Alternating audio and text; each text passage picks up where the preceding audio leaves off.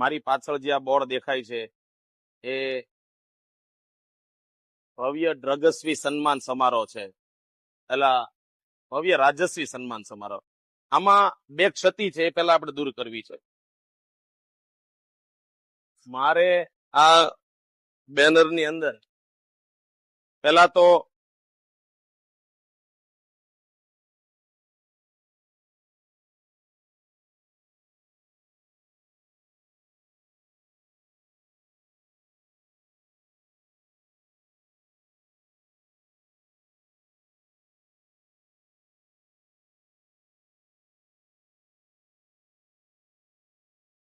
સરદાર પટેલ સાહેબનો ફોટો છે.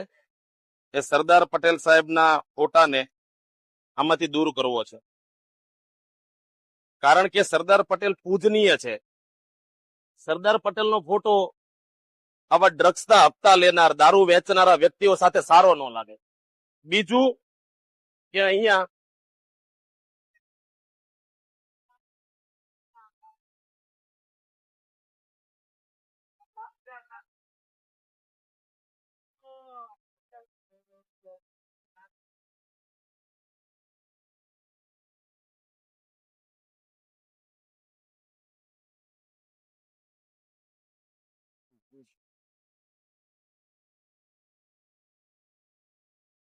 હવે આ બેનર કઈક બરાબર લાગે.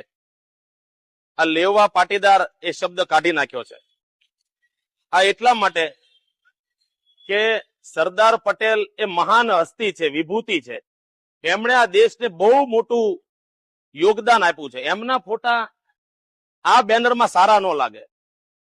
જેમને ડ્રગ્સ વેચવું છે, જેમને દારૂના હપ્તા લેવા છે, જેમણે ગુજરાતની દશા આખી બગાડી નાખી છે, એવા લોકો સાથે સરદાર પટેલ સારા ન લાગે.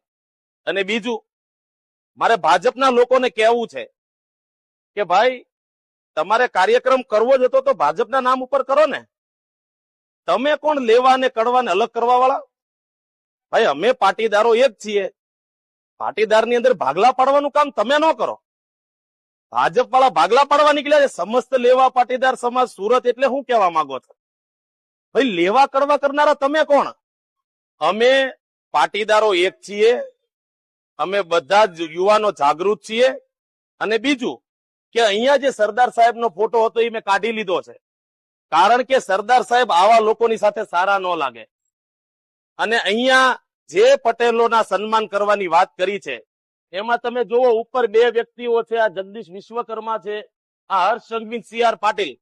ટોટલ 6 પટેલો છે.